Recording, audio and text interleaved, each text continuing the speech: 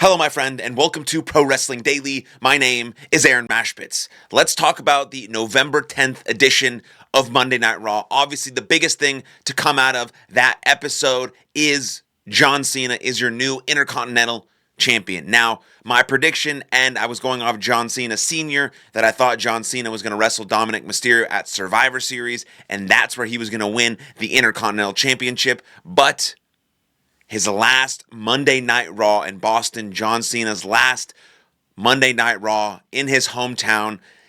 Triple H starts the show. John Cena comes out. Dominic Mysterio comes out. We have the match right then and there. And John Cena, the GOAT, becomes the Grand Slam champion and remains the greatest of all time and earns himself the Intercontinental Championship. That was an incredible moment. I love the way they did that. And then after that, I think the show was just not as good, right? When you have Nikki Bella and Nia Jax in prominent roles on Monday Night Raw, I just think you're doing something wrong. There are so many women on the roster who are better than Nikki Bella and Nia Jax who can be in those positions, but I'll get to that in a second. So we see John Cena win the Intercontinental Championship. Now, this tournament, the Last Time Is Now tournament, means just that much more. And we saw Rusev beat Damian Priest. We saw Sheamus beat Shinsuke Nakamura. We know that Rusev and Sheamus have had some amazing, legendary, hard-hitting battles, and they might have another one. Haven't memorized the bracket, so I don't know if Sheamus and Rusev will meet, but we're going to see some more first-round matchups. The Miz on the internet right now has been going crazy about John Cena and all this stuff. Remember, The Miz beat John Cena at WrestleMania 27. Now The Miz is talking about his Intercontinental Championship, and I believe The Miz and maybe Dolph Ziggler and probably Gunther are the greatest Intercontinental Champions of the last maybe 10 years. I mean, The Miz and Dolph Ziggler made that title mean something with their back and forth matchups. The Miz made that championship legendary. He really made it mean something. And recently, Gunther, with his 600-day reign, made that title mean something. And now with John Cena wearing it and defending it, maybe potentially in his very last match, the Intercontinental Championship means something. It means something. So now that even makes me think about even more who's going to win this tournament, who's going to get the strap put on them, and they're going to go straight up, right? If Gunther wins now and wins the Intercontinental Championship, is that kind of a sort of a setback? Is that kind of a downgrade from him being World Heavyweight Champion over and over and over again?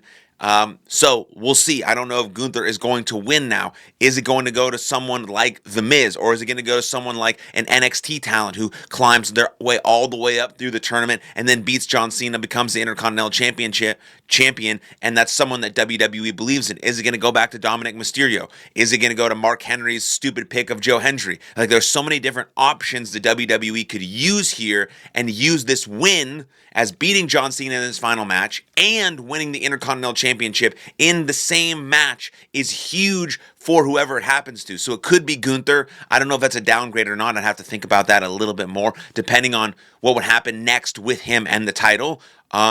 Dominic Mysterio winning it back would be great. I would love for Rusev to win the Intercontinental Championship and beat John Cena in his very last match. I'm a big fan of Rusev, and I'm a big fan of what Rusev is doing currently in this version of him in WWE. And so there are options there. Is it going to be a young NXT guy? Is it going to be The Miz, who sort of has a maybe career resurgence by beating John Cena and winning back that Intercontinental Championship? So John Cena winning this title is kind of makes things a little bit more interesting, which I love when WWE does that. And so we'll just have to see what happens in the tournament. But stop right now and comment down below who you think is going to win the Last Time Is Now tournament. Again, we saw Rusev win, we saw Sheamus win, and then we saw Stephanie McMahon hold on to her championship, and then Nikki Bella turns on her. Nikki Bella is a bad professional wrestler. I'm sorry to say that.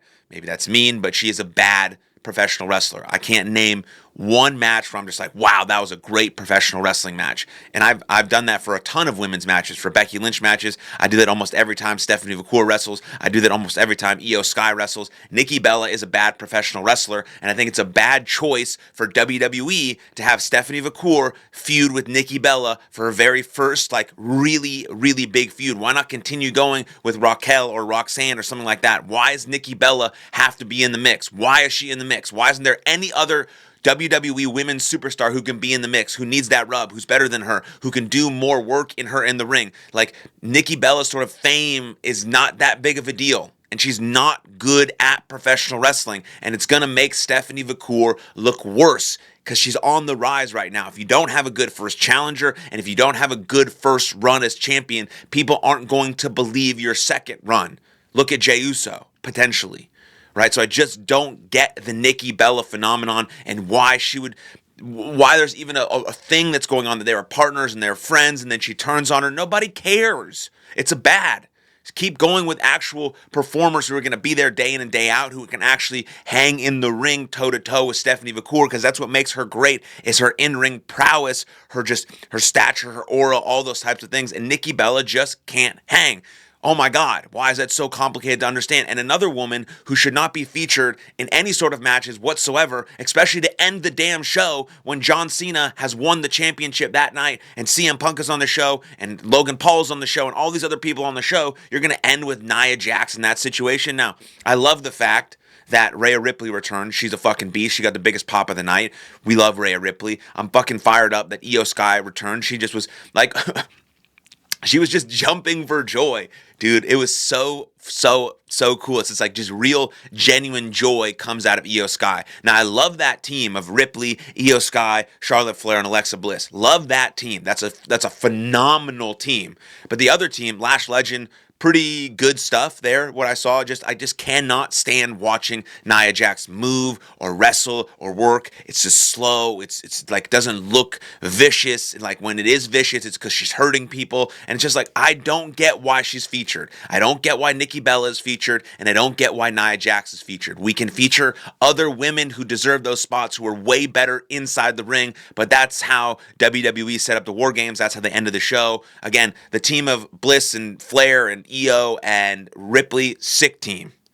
The Kabuki Warriors, fucking sick professional wrestlers. I want to see more of Lash Legend. She looks fucking awesome. But get rid of Nia Jax and get rid of Nikki Bella and put in some other women who can actually do the job way better. I mean, that's my feelings, initial thoughts on the November 10th edition of Monday Night Raw. Again, fucking fired up about John Cena. Even more fired up about this tournament. Who's going to win? Who's going to face Cena? Who's going to win the Intercontinental Championship? Who's going to retire Cena? Will Cena have the title when he goes for his last match? It's all really good stuff. And then we're gearing up for War Games, as you saw on the ending of Monday Night Raw. And that's that. So again, comment down below. Let me know your thoughts. Let's have a conversation down there. And then like this video.